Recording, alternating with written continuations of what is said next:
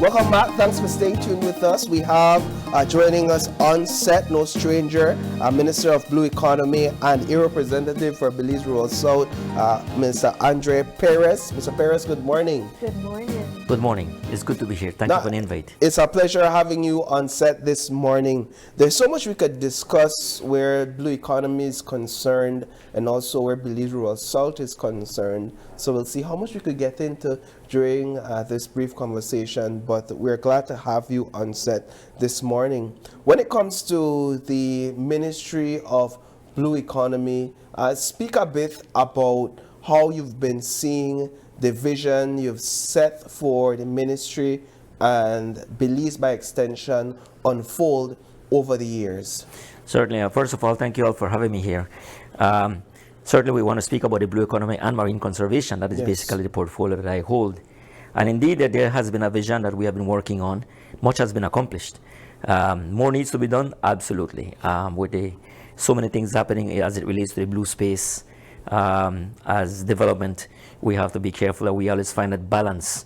Whether it's in the fishing industry, whether it is in the tourism industry, there's always the issue about development. And how does that tie into what is the blue economy and marine conservation framework that we have to make sure that we play a very critical role there as it relates to that sustainable growth that we want to go. Development, of course, is always something that the blue economy and marine conservation ministry always welcome. However, that we have to be careful in monitoring that we don't go into something that's called overdevelopment that can compromise the environment, and especially as it relates as well to infrastructure. Overdevelopment, could you expand on that? I'm sorry? Overdevelopment? Well, overdevelopment, when you're talking about, it's always good that everybody has plans. There's many foreign investors as tourism has bounced back. In fact, a growing economy in the past 5 years that has been at a fast pace. It has been more conducive for investment. So with that, we have a lot of investors who want to come in.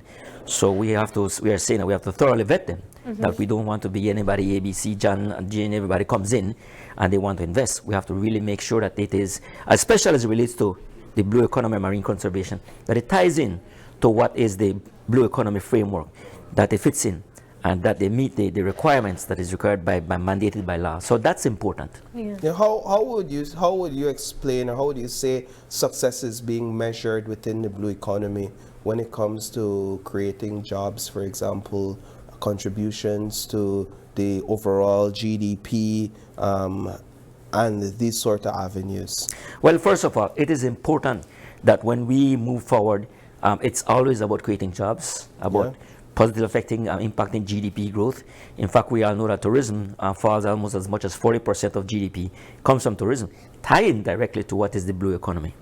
All right, everything that is the blue space, right? And that we're talking about not only the resorts that we're developing, we're talking about fishing, sports fishing, diving, everything is related to the blue economy.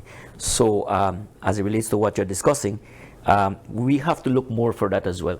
That also, we don't want to fall into what you call someone define it as extractive tourism. We have to be careful with that. By that we mean that we must be careful as a government that we act responsibly, that the benefits that we get from tourism and other things that come along with it, that directly goes to our people instead of just a small share falling to our people. For example, it's growing. However, our people cannot be left behind. There's the issue of housing, land. We have to provide it. So as we grow, it is important that our people benefit directly, not just the bottom share of having a job, gainfully employed. We've got to do more than that. Still keeping on the topic of marine wildlife and some of the challenges that you have on your hand, Minister Perez, we recognize the extensive issue of the sargassum that has affected Belize and also parts of the region as well. How are you going about navigating this, knowing that it's inevitable? Right, absolutely. The key word to say is inevitable. However, it does not mean we're going to sit on our laurels and say, well, we can't do anything about it. It's climate change. It's not only affecting Belize, it's affecting the entire region. We have to act proactively. So by all accounts, it's looking like this year is going to be another year there's going to be a high influx. I think recently we registered flow of what was the sargassum. Fortunately, because of the cold front that came in, it kind of drove it down south. It did affect a little bit of Placencia, but mostly in the Honduras section, they did get affected. So at this time, we're just buying time. However, we have formed what you call the National Sargassum Task Force that involves all the different stakeholders. And one of the things that we are doing is seeking funding. That's the most. And if you don't have any money, you can't move forward. You can have all the plans and suggestions, because we're human beings. We all have suggestions. Do this, do that. Why can't we do blocks? Why can't we do this? That's good to suggest. However, we have to act. So as a government, we have to be proactive. And that was we are discussing about the Sargassum Task Force. We're implementing, getting equipment, laying out barriers in key areas, like example, San Pedro, Kikaka, and Placencia. It's all different. In the case of Placencia, I think we're about to get a beach rake, because over there the beach rake works better. The beach is more open and it's more, so that can work. Obviously, a beach rake cannot work in Kikaka and Amberg is key. How does the sargassum issue affect these communities? Well, it affects them in many ways. Apart from the industry getting affected, health concerns as well. The smell that it gives off whenever that sargassum arrives on shore, it starts to ferment. And you get a lot of these pungent smells that are very toxic. And not only health-wise, but affects just about everything, equipment, electronics, TVs, everything is being affected that have to quickly replace. So many factors that we are dealing with here. Now, as the year progresses and we're looking at an influx of sargassum this year, you're seeking funding. What sort of amount do we need to really tackle the issue this year? Well, in terms of funding, we got to be strategic. When talking about seeking funding, we can talk about getting how to clean up the sargassum. However, there has to be funding and investment as to what can we do with sargassum. That's the other point. We cannot be sitting and just seeking a myopic vision and says today we are going to deal with sargassum. We have to think a long term.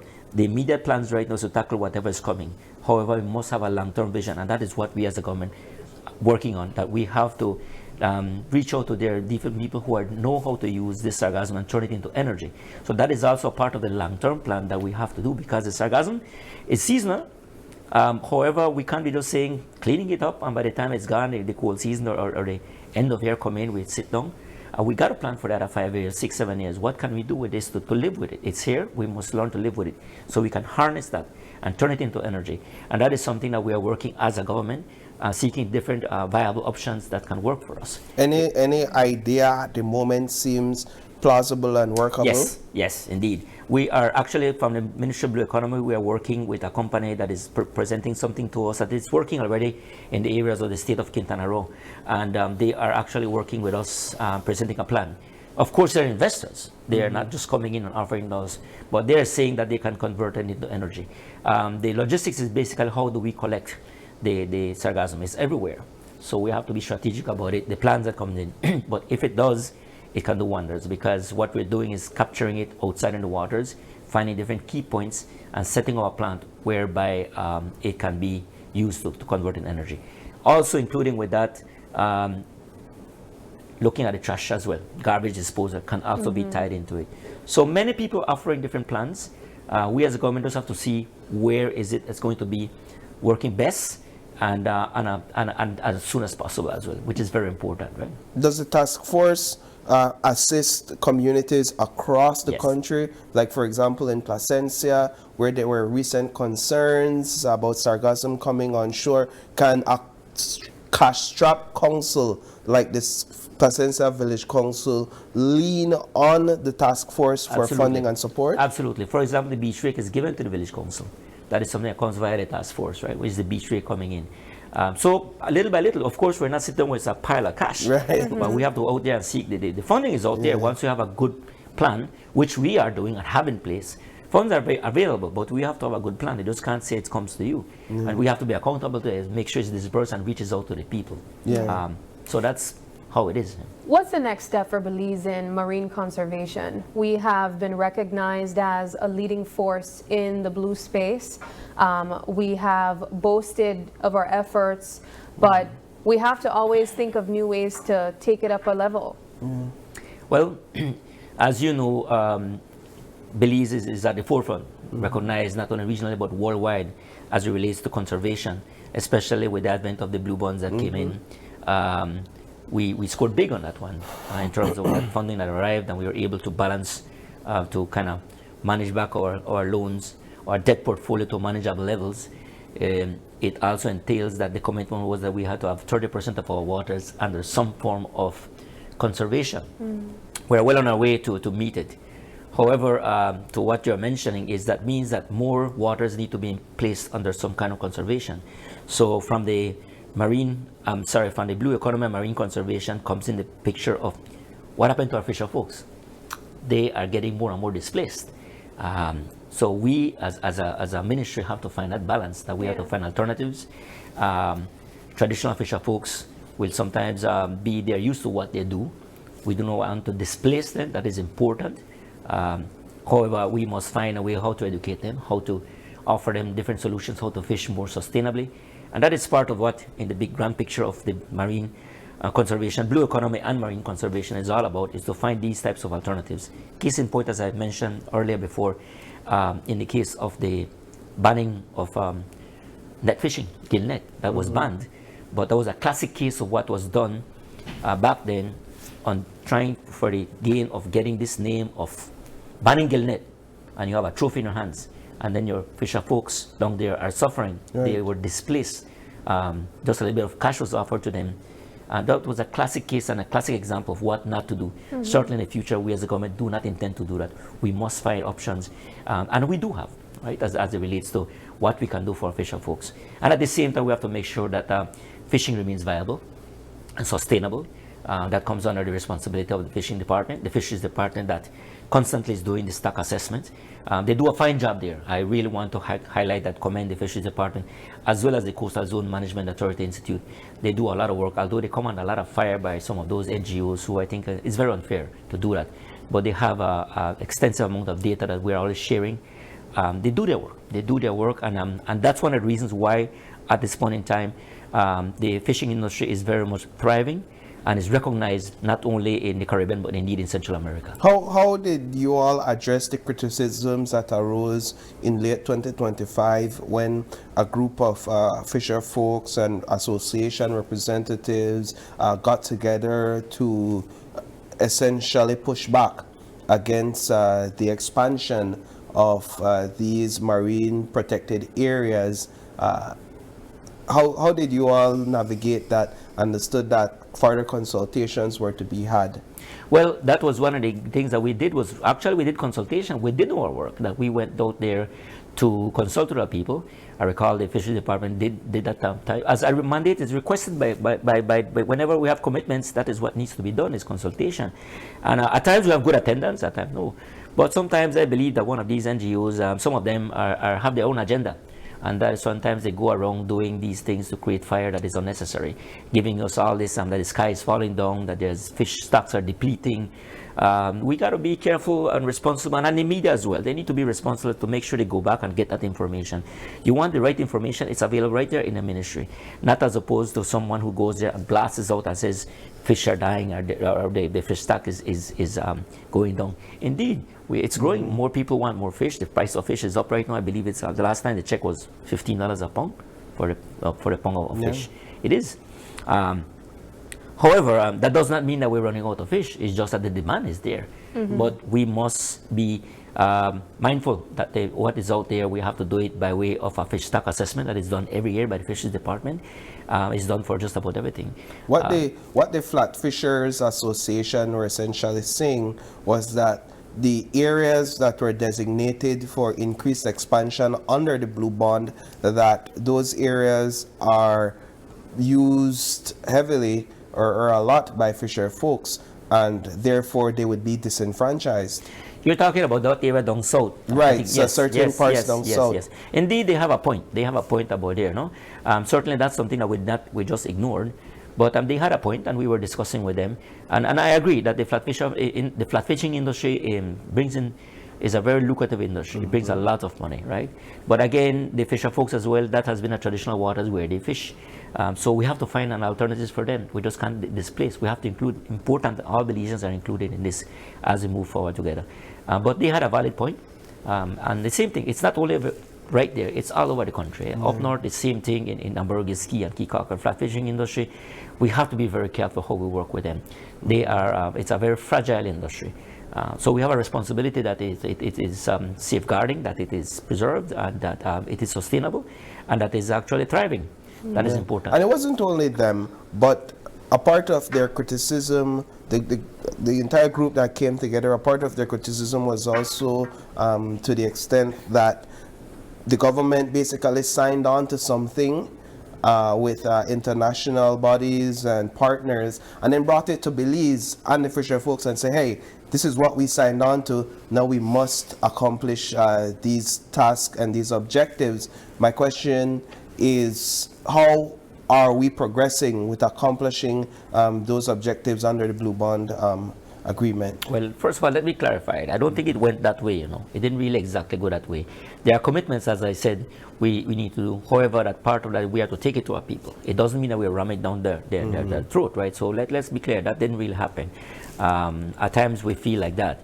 However, in the grand scheme of things, we have to make decisions sometimes, especially where we met the government at the time. We have to make bold decisions to move forward. And back again to that Blue Bonds commitment that we did. If we did not do that, we wouldn't be here today as what we are as a government and as an economy. Right? So how are we in terms of meeting the objectives? I believe we had an objective to meet, or a deadline that's either upcoming or has passed. Certainly the milestones 4 and 5 is on its way. Everything is on track by all means, but we have done our part as meeting the commitments under the auspices of the Blue Economy and Marine Conservation. I really want to thank again the Fisheries Department and the Coastal Zone Management Authority Institute for the great work they're doing.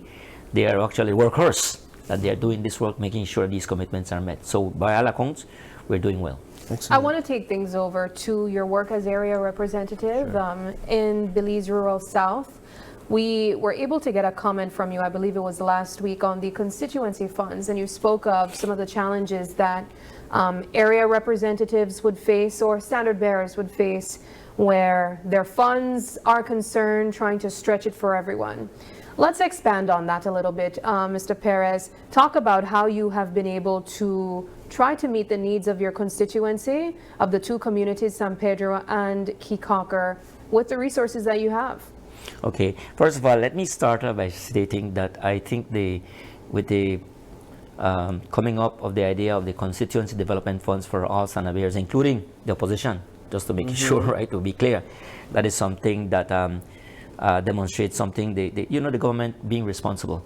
I want to commend the Prime Minister as well for coming up with this brilliant idea. And I say it's a brilliant idea because back then, in previous administrations, you had your rep has to do just about everything. When they're reaching out to you, you have to find those fundings.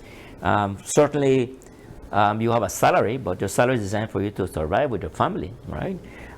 So how do you go around helping people, right? How do you assist people? That lends itself to going out to those people there. In politics, you have to have funding to move forward. And certain people that give you funding expect something in return. So that is what I'm saying that is what you're doing is actually you are tying that politician to expose him or her to commitments later on that sometimes can put him or her in a precarious situation. With the CDF funds now is that you are actually getting funds, taxpayers funding, that is going towards a good cause. Your accountability, that is the most important thing. Though that funding has to be on a monthly basis submitted. If my office does not submit those receipts, how it was spent, I won't get the rest of the funds on the monthly. All right. Now, so you mean you can't bypass the system or leave it and say, you know what, FinSec, or you know what, CabSec, I really can't do it right now, but give me the funds in the next month, man. No, you won't. Not at all. If you don't have those paperwork, that is plain and straight. You don't have your paperwork, so you don't get it. But how do you manage to stretch what you get? Well, of course, we have to discuss a budget. For example, I have limits. For example, I have a very efficient staff in San Pedro, which is my political office. We do plan, as I mentioned earlier. There are several senior folks that we assist them with. There are many people who need to travel to Belize who can't afford it. It costs almost $75 to $80 round trip to just go and do something. We provide the services of getting to the registry. That's part of the services that we do. Many people who need medical assistance. There's always for sports as well. Sports. The students, that's a big part of it as well, is to assist students, even though the high school right now, 2 years ago, we scored whereby they get free tuition. That was huge. That is almost 775 students who get free education. And by the way, this year, Ocean Academy, starting this new school year, they will be getting free tuition as well. But back to the CDF funds, it just goes about everywhere. So that figure, I can tell you, it's never enough. I'm always flying low every month. I'm flying low to see where else I can have those funds to assist the people. My understanding is that the government has approved the construction of an airport in northern Ambergris-Key, which, by the way, is perhaps one of the most booming real estate areas in the country right now. Yes, that is true. So the government has approved the construction of an airport. Can you tell us more about Absolutely. It's an agreement with IDB, whereby, in fact, the area has been identified, and it will be in conjunction with the Social Security, because the Social Security has about almost, I believe it's over 2,000 acres of land there. I was the one actually that was pushing for it, because there were different areas that were identified to be having the international airport. Originally, they were talking about an area called Bassel Jones. That is about 17 miles up north. And I was saying that I was way too far. I don't think it would be tying in, that it was not making any sense. And then there was some private lands in the western part of Ambergris-Key that was also looking as a favorable place. But it was private land, so that was putting it in a place whereby, we were committed already. So the most ideal part, and as recommended by COSESNA and ICAO, is that to do your runway, you need it east and west. So the best place there is a place that the Social Security lands have. And we are thinking of planning, in fact, the designs are there, and it's been approved and accepted by IDB. To Belize Airport is going to be somewhere around between 7,000 feet or so, runway. It's not designed for those big airlines to come in, certainly for regional aircrafts that can come in, for the region. But the most important thing that we're missing out on is this lucrative industry called the fixed base operations. Bahamas does well with it. So the fixed base operation is whereby we cater to private aircrafts. There's a niche market of these very well-to-do people around the world who love to travel. They don't have time to spend at PGIA and do all the wrongs. What the fixed base operation offers is that they can fly directly from anywhere in the US or anywhere and fly directly to Ambergris-Key, because it is an international airport certified, whereby everything is available there: immigration, customs, Baja, whatever that is needed. There's a company there who will be able to provide that entire service. So that private aircraft can land, and in 15-20 minutes clocked out, they're out of there, and the next half an hour they're in the condo enjoying the Caribbean Sea.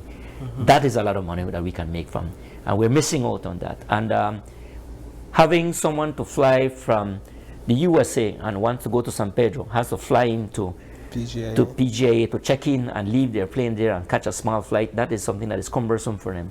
So we need to cater that and take it there to San Pedro. When does construction begin? My understanding is material is already being secured. Everything is in place right now. I think everything was being signed up last year. I was presented. I think by July we're supposed to be everything happening. Not only the airport, we're talking about the development of the entire infrastructure. We're talking about roads, we're talking about lights, water, the sewer system that's coming in. It's a huge investment.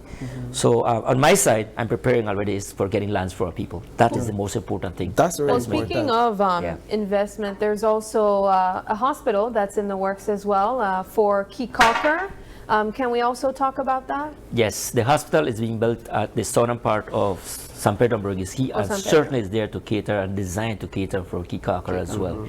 Yes, so the hospital is coming up. It's an investment over $30 million under the auspices of the Republic of China, Taiwan, that they provided that as a grant, and it's huge. So that has started. That's on the screen there? That's one of the latest pictures right now. It's already coming along real fast. When is this expected to be completed? Everything is going on time, and the contractor tells me that we're set for maybe the grand opening in December of this year. Oh, okay. It's going to be a 30-room hospital. It is going to be the most modern in the entire country.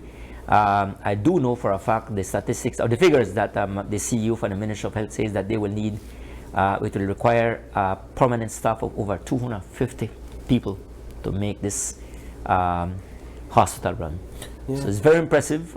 We're excited that this is going to be finally something that was long overdue for that area, including Key Cocker as well. So we're really excited. It's coming along, and also it has room for expansion. It is on in a 5-acre plot that eventually, if there's need for to build quarters for doctors, nurses, it will be able to cater to do it. So it's designed for it. I want to go back quickly to what you mentioned about securing land in northern Ambergris-Key for your residents, because what we're observing, and a lot of people have said it, it appears as if lands in northern Ambergris Key are being priced way too high for locals to own a piece of paradise. Do you view it that way? With the real estate booming on that side, Secret Beach, foreigners coming in and investing, and locals feeling disenfranchised where owning a piece of land is concerned there. I want to agree with you in a certain extent. That was happening under the previous administration, whereby land actually the prices went sky high, and displacing basically our locals without getting a piece of property. And when finally they did get a piece of property, there was no infrastructure, there was no roads, no nothing. And that in itself is what we right now, as a government and as a people, we're suffering to play catch up, when these lands should have been given a long time ago to our people to work. And that is why right now, as we speak today, Ambergris and Kikakar, because we're islands, the demand for employment is very high. But the issue is that where do you stay? If you're going to pay 50% of your salaries to rent, it is not feasible. It's not viable. So that is something that should have been solved a long time ago. So this is what we are doing right now, and we're not giving up. I'm not complaining and blaming. However, is that we realize in the next 5-10 years as we grow, certainly we have to make lands affordable. And we have been given lands to our people. As much as 800 lots have been given out, affordable. Now the roads are coming in. That has begin to really start working. Part of that and the plan that we discussed with the airports is opening up of that road. So we are already doing the work. It won't happen in the next 6 months or so, but certainly in 1 year, 2 years time, there will be roads, lights, and water for our people up north. But having a piece of land right now, we have already 800 locals who have access to a piece of land that they have paid for, and they have, so that in itself is high value. They're able to go to the bank and borrow if they want to build their homes. But sadly, I've seen different areas whereby certain people get a piece of land and next week they're selling it. Because it's a very lucrative business, real estate. Yeah. I have to ask quickly before we wrap up, Minister, when it comes to Ocean Academy, how did we get to where we are today with students having to go to restaurants and bars to have class sessions, and what's the medium and long-term plan? Okay. Well, before that, even before we talk about the medium and long-term plan, the immediate plans right now, what we need to do. I tell you this, Ocean Academy was born, and we need to understand the history. Ocean Academy was born as a private little school by some good people in Kikako who said, there's enough children traveling to going to San Pedro, to Belize City, and it's costing. So came this family that wanted to start this high school, and it started private. And they started doing it private, and eventually they were growing.